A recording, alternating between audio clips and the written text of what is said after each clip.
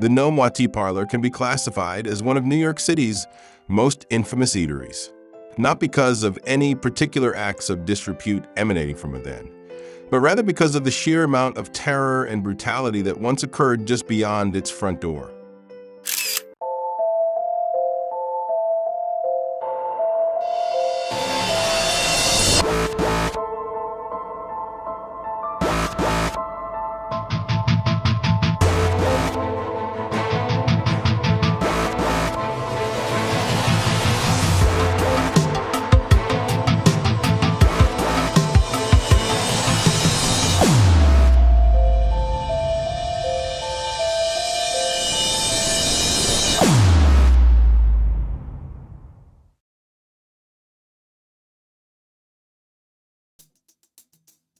Today, the restaurant exists along a quiet byway in New York's Chinatown called Eateries Street.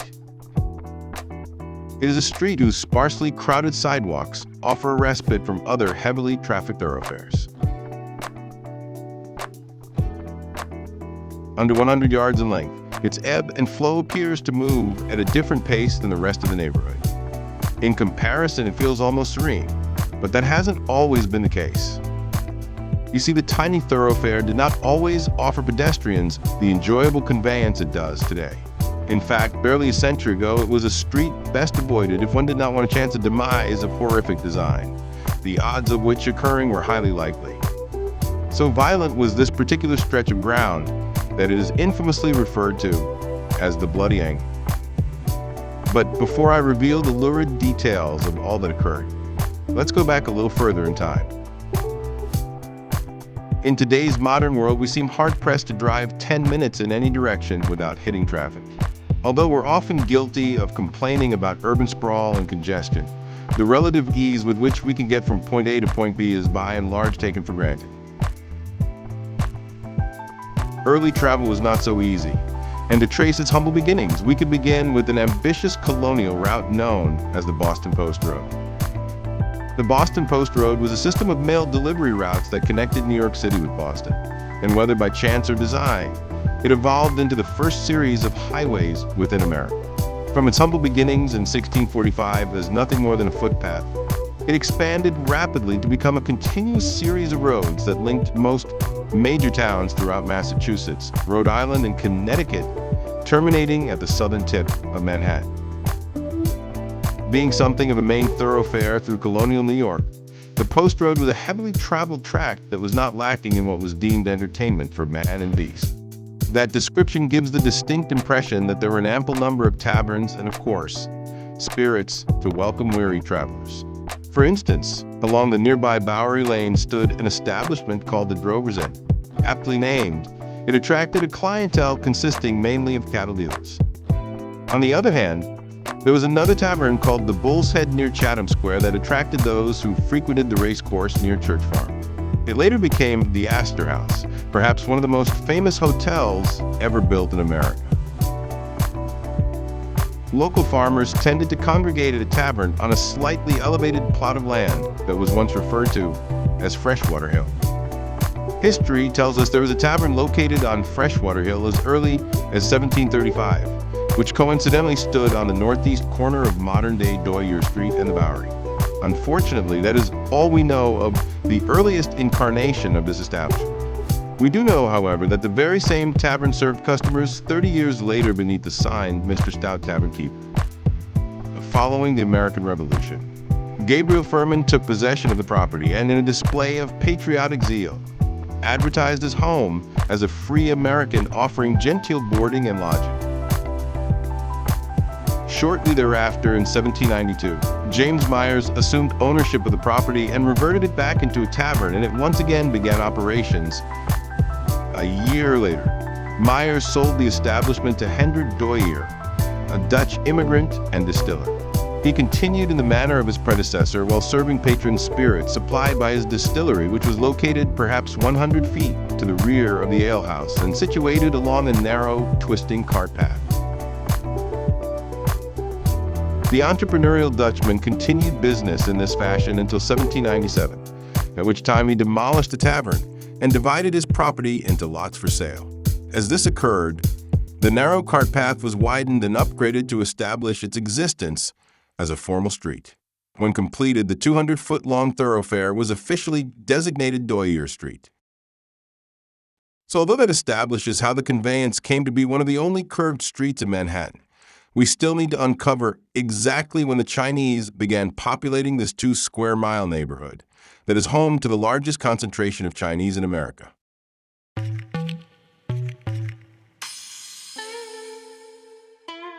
To begin, Chinese emigration to the United States began as a mainly transient population of migrant workers who were lured to California in the 1840s by the promise of gold. It actually took another 4 decades for the Chinese to trickle eastward into New York City, and it was indeed a trickle. To attest to this fact, by the mid-1880s, there were less than 1,000 Chinese gaining a toehold within the 5 Point slums on the southeast side of the city. As the Chinese population in New York City continued to grow, families tended to live in groups that often held over a dozen people per apartment. As a result of racial discrimination, they segregated themselves into their own neighborhood and, on a larger scale, created their own society. It was a society that not only offered them protection in numbers, but a means of resisting outside influence while continuing to practice the traditions of their ethnicity freely and unencumbered. Furthermore, unlike other ethnic groups, they did not readily assimilate into the native population nor embrace American culture. Instead, they built an internal political and social structure where everything they needed to survive could be attained within a few square blocks. Although the community practiced in an insular manner, that did not mean a Chinese immigrant of simple means had a very large say in his decisions. Most surprisingly, in consideration of the discrimination these people endured as a whole, life within the Chinese community was still dominated by a few large families and district associations with restricted memberships. A social hierarchy was not only present in day-to-day life, but strictly enforced. To negate such subjugation emerged the Tongs.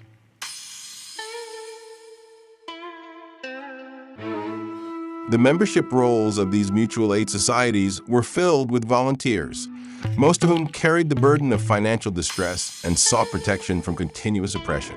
This is obvious not only internally, but from their American peers who felt resentful and threatened by the comparatively lower wages the Chinese worked for. Unfortunately, amid this financial climate, the deficiencies of these associations and inability to support beyond one's immediate circle were magnified.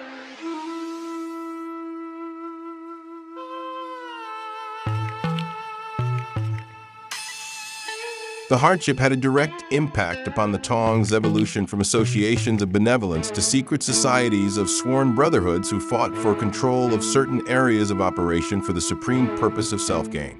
Seemingly overnight, these organizations shifted from mutual aid to providers of illegal services and strong-arm tactics on par with the Italian mafia. 2 particularly vicious groups of Tongs emerged as powers within New York's Chinatown in the early 1900s. The An Leong Tong and the Hip Sing Tong. Together, they brought a penchant for war. During the early 20th century, Doyer Street was a far different place than it is today. Instead of the many eateries, nail salons, and post office, its tight passage was lined with opium dens, fantan parlors, a Chinese theater, and overpopulated tenement houses.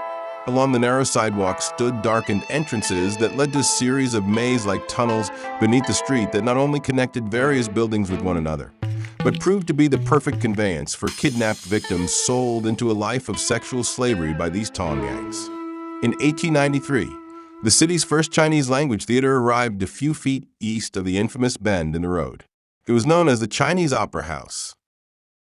Inside, the theater held a small stage facing rows of wooden benches and little more. But even in light of the building's starkness, the theater grew in popularity and appealed to turn-of-the-century New Yorkers, who found its unique Eastern influence trendy. That trendiness came to a sudden halt in 1905.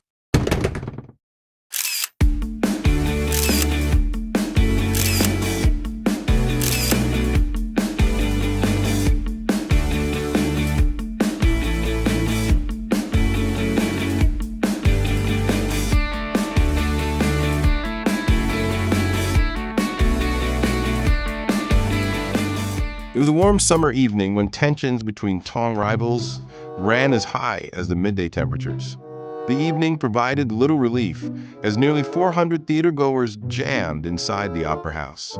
Within the sweltering heat, they fanned themselves to offer some modicum of relief and sat elbow to elbow atop the wooden seats awaiting the show to begin. It did, but not as anticipated. Without warning, shots rang out as members of the Hip Sing Tong fired on members of the Liang Tong. The theater crowd erupted in panic and raced for the exit. When the din cleared, the shooting had claimed the lives of 3 people. The murders within the theater may have instantly put an end to the opera house's popularity, but it did nothing to curtail the continued violence. Tragedy struck the theater a second time 4 years later when 2 Liang Tong members were shot by yet another rival faction, the Sing Tong. But that wasn't all. Around the same time in 1909, a Chinese-American comedian named Ahun was a well-known actor who performed regularly at the theater.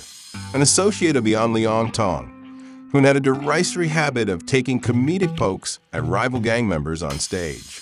This proved to be a habit as foolish as it was incendiary due to the fact that his taunts occurred while in the midst of yet another Tong war. It was definitely a case of poor judgment, as rivals were a tad more sensitive to merriment at their expense than they would be under normal circumstances. For this perceived dishonor, it was decided Hun had to be eradicated.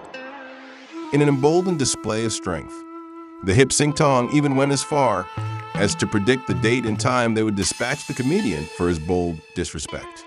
It was a threat Hun took seriously enough to request police presence during his next performance. After the show, he utilized the tunnel system beneath the streets to escape his foes and make it safely to his boarding house on Chatham Square. As an added precaution, Liang gang members guarded the door to his room to ensure his safety. As the cocksure comedian locked the door behind him, he smirked coyly, satisfied he outsmarted his would-be assassins. There was no smirk on his face when he was found the next morning sprawled across his bed with a bullet through his heart. The tunnels beneath the street that the late comedian used to make his audacious escape attempt was a subterranean labyrinth that predated Chinatown and can be traced to its former existence as the nation's most notorious slum, 5 Points. Although they were considered a place where only the very bravest of souls would venture, the Tongs would use these corridors with impunity. As gang violence raged above, the tunnels below were the perfect spot for ambushes and escape routes for murderers and gang members. Often enough, their shadowed entrances were to be the last light of day many would see as they met their demise within the darkened depths. But don't be fooled. Above ground was no less dangerous. Between 1901 and the early 1930s, the Bloody Angle was the scene of numerous battles between Chinese Tong gangs. Although shootings and stabbings were a common occurrence, one instrument of exceptional barbarity became the weapon of choice among gang members to cut down their foes. This was the hatchet. In fact, so widespread was its use that it propelled the term hatchet men into the English vocabulary. Darkened figures seemed to fill every vestibule, quietly lurking in the shadows, waiting to ambush, butcher, and drag a victim into the tunnels below. Along Doyer Street, if people didn't die at the hands of gang-inflicted savagery, then their demise often came at the hands of natural tragedy or perhaps merely that of unfortunate fate. An example of such tragedy occurred in 1910 when a fire swept through a tenement located at 1517 Doyer Street, claiming the lives of 4 tenants and severely burning another 5. 19 years later, another fire in the same building killed 7 and injured 16.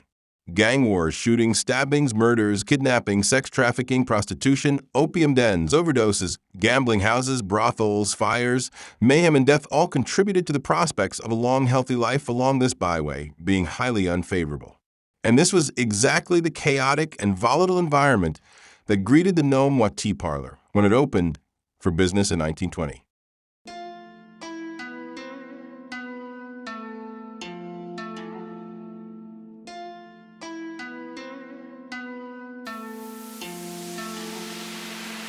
The Nom Wah Tea Parlor opened as both a tea parlor and bakery at 1315 Doyer Street in 1920 during the height of Tong atrocities and witnessed its full ferocity mere steps from its entranceway. Yet from its capricious beginnings, the decades passed and the street violence eventually subsided and life began to settle into some semblance of normalcy. The tea parlor became a gathering place where locals would meet, and exchange neighborhood gossip and discuss community politics. And although the names of its original owners have long since been lost to history, we do know the establishment was purchased by Ed and May Choi in the 1940s, and under their proprietorship, the business thrived. During the 40s, they offered a local favorite that was wildly popular: lotus paste and red bean-filled pastry known as mooncakes. As the 1950s dawned, the Chois began to offer dim sum, almost as an afterthought. In 1968, the tea parlor lost its lease at 15 Doyer Street, which just happened to be the bakery portion of the business. Fortunately, they were able to lease the adjoining property at number 11, which in turn became their kitchen. 6 years later, the Chois retired and sold the entire business to their employee of 24 years, Wally Tang. Today, the restaurant is owned by Wilson Tang and has undergone massive restorations while maintaining the flavor of the past. Sitting amid so many trappings of the 1900s, the tin ceiling, a 5-stool counter, and wooden cabinetry that holds ancient tea boxes, I've gazed beyond the windows of time, envisioning the heinousness that transpired mere yards away. The imagery within my mind roams effortlessly, and I often wonder if those around me realize the time capsule we are sitting within. The sheer amount of violence and atrocities that occurred within the diminutive span known as Doyer Street defies imagination. To put it into perspective, in 1994, law enforcement officials pronounced that more people died violently at the Bloody Angle than at any other intersection in the United States. At that point, I usually shudder and cease my pondering. After all, my roast pork bun has usually arrived by then, and I've got more important things to consider. If you like this content and would like to see more of the same, please click subscribe and feel free to leave me a comment if you have an infamous eatery you'd like to see covered.